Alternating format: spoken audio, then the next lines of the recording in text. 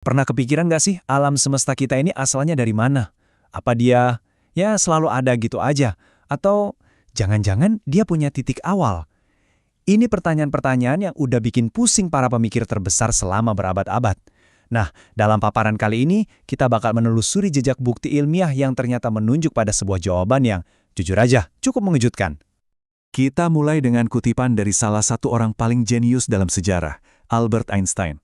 Dia sadar betul kalau pertanyaan-pertanyaan terbesar itu seringkali ada di persimpangan antara dunia fisik dan dunia metafisik.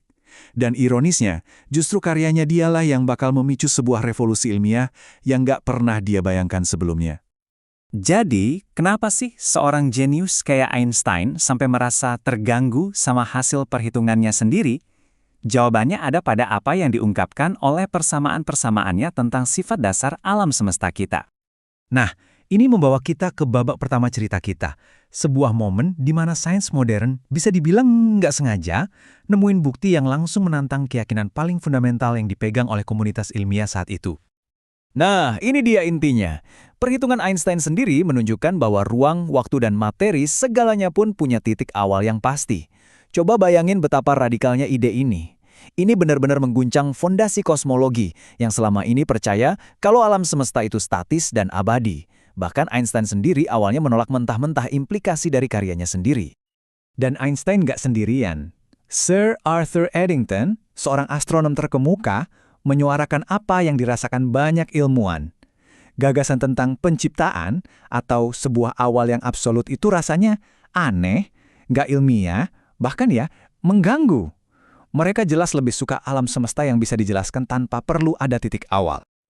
Oke, sebelum kita bedah bukti-bukti ilmiahnya, penting banget buat kita paham dulu kerangka logis yang menyatukan semua penemuan ini. Ini argumen yang sebenarnya udah tua banget, tapi sains modern memberinya taji baru yang kuat banget. Argumen ini dikenal sebagai argumen kosmologis, dan logikanya sebenarnya simple banget. Premis pertama, segala sesuatu yang punya awal pasti punya penyebab, ya kan? Masuk akal banget, mana ada sih sesuatu yang tiba-tiba muncul dari kehampaan? Premis ketiga itu cuma kesimpulan logisnya. Jadi pertanyaan sebenarnya, pertanyaan paling pentingnya adalah premis kedua. Jadi beneran ada nggak sih bukti ilmiah yang solid buat mendukung klaim kalau alam semesta kita ini nggak abadi? Yuk kita lihat apa aja yang udah ditemuin para ilmuwan selama 100 tahun terakhir ini. Nah, biar gampang ingatnya, kita bakal pakai akronim SURGE. Setiap hurufnya ini mewakili satu penemuan besar, yang secara independen masing-masing nunjuk ke kesimpulan yang sama. Kita mulai dengan S, hukum kedua termodinamika. Gampangnya gini, hukum ini bilang kalau di dalam sebuah sistem tertutup, dan alam semesta kita ini kan sistem tertutup ya, keteraturan itu lama-lama bakal jadi berantakan. Energi yang bisa dipakai itu terus berkurang seiring berjalannya waktu. Analogi yang paling gampang itu ya, bayangin aja alam semesta ini senter raksasa. Kita tahu senter itu masih nyala, masih ada panas, masih ada cahaya dari bintang-bintang, artinya baterainya belum habis total kan? Tapi coba deh pikirin, kalau alam semesta ini udah ada dari selama-lamanya, baterainya pasti udah mati dari kapan tahu. Fakta bahwa energinya masih ada, itu bukti kuat banget kalau alam semesta ini dinyalain di satu titik waktu di masa lalu. Bukti kedua, U, datang dari penemuan kalau ternyata alam semesta kita ini nggak diem aja. Dia terus-menerus mengembang dengan galaksi-galaksi saling menjauh satu sama lain dengan kecepatan yang luar biasa. Coba dibayangin implikasinya, kalau kita putar mundur rekaman sebuah ledakan, semua pecahannya kan bakal balik lagi ke satu titik kan? Nah, sama halnya, kalau semua galaksi sekarang saling menjauh, berarti dulu mereka pasti jauh lebih dekat. Kalau kita putar mundur terus, semuanya bakal menyatu jadi satu titik super padat dan super panas. Itulah titik awal mulanya. Seru banget loh kalau kita lihat gimana bukti-bukti ini numpuk seiring waktu, dimulai dari prediksi teoritis Einstein di tahun 1916, terus dikonfirmasi sama pengamatan Hubble. Lalu di tahun 65, ada penemuan radiasi sisa yang nggak disengaja, dan puncaknya di tahun 92 dengan data super presisi dari satelit COBE. Kelihatan kan? Ini momentum ilmiah yang luar biasa dan semuanya nunjuk ke arah yang sama. Bukti ketiga, R. Ini soal sisa-sisa cahaya dari ledakan awal tadi. Namanya radiasi latar belakang gelombang mikrokosmik.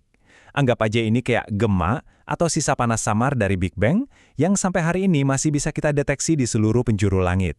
Ini kayak bukti fisik, kayak sidik jari dari sebuah peristiwa dahsyat di masa lalu alam semesta. Lanjut ke G. Di tahun 1992, satelit Kobe milik NASA berhasil memetakan radiasi latar belakang tadi dengan detail yang luar biasa. Dan mereka nemuin sesuatu yang, wow, keren banget. Ada riak-riak atau variasi suhu yang super kecil. Nah, riak-riak ini penting banget. Merekalah benih gravitasi yang bikin materi mulai menggumpal, yang akhirnya ngebentuk bintang dan galaksi yang kita lihat sekarang. Reaksi dari pemimpin proyeknya, George Smoot, itu udah ngegambarin segalanya. Saking presisinya riak-riak ini, pas banget, nggak lebih, nggak kurang, dia sampai menggambarkannya dengan cara yang dalam banget kayak gitu. Penemuan ini langsung jadi berita besar di seluruh dunia waktu itu. Dan akhirnya, kita balik lagi ke titik awal kita. Teori relativitas umum Einstein sendiri, teori yang udah terbukti super akurat berkali-kali, justru jadi bukti kelima. Teori inilah fondasi yang dari awal memprediksi kalau alam semesta ruang waktu kita ini memang punya sebuah permulaan. Oke, setelah kita lihat kelima bukti dari SURGE ini, pertanyaan besarnya adalah, terus apa artinya ini semua? Dan tentu saja, apa aja sih keberatan yang paling umum soal kesimpulan ini? Nah ini nih pertanyaan klasik dan jujur aja pertanyaan yang wajar banget. Kalau semua hal butuh penyebab, terus apa dong yang menyebabkan penyebab pertama itu? Yuk kita urai logikanya bareng-bareng. Kuncinya itu ada di detailnya teman-teman. Hukum kausalitas itu nggak bilang semua hal butuh penyebab, tapi semua hal yang punya awal mula butuh penyebab. Sesuatu yang abadi yang nggak punya awal mula, ya secara definisi dia nggak butuh penyebab. Nah argumennya adalah, karena alam semesta punya awal mula, maka dia butuh penyebab yang ada di luar dirinya. Penyebab yang nggak disebabkan oleh apapun, alias abadi. Ada juga argumen filosofis yang kuat loh soal ini. Coba bayangin waktu itu kayak sebuah garis. Hari itu titik sekarang, di ujung garis itu. Tapi, kalau garis masa lalunya itu nggak ada ujungnya, tak terbatas, gimana caranya kita bisa nyampe di hari ini? Kita kan nggak akan pernah bisa melewati jumlah hari yang tak terbatas untuk sampai ke tujuan. Logikanya, waktu itu sendiri pasti punya titik start. Kutipan dari astronom NASA Robert J. Stroh ini, wah, benar-benar ngerangkum perjalanan yang luar biasa ini dengan sempurna. Sains, dalam usahanya mencari jawaban murni lewat nalar dan pengamatan, ternyata sampai pada kesimpulan yang mirip banget sama apa yang udah dibilang tradisi teologi kuno ribuan tahun lalu. Pada mulanya, jadi setelah kita lihat semua buktinya, dari termodinamika, alam semesta yang mengembang, radiasi sisa, benih galaksi, sampai teori Einstein sendiri, pertanyaan terakhir yang tersisa buat kita renungkan bareng-bareng adalah, semua bukti ini sebenarnya menunjuk kemana? Apa kesimpulan yang paling masuk akal dari semua ini?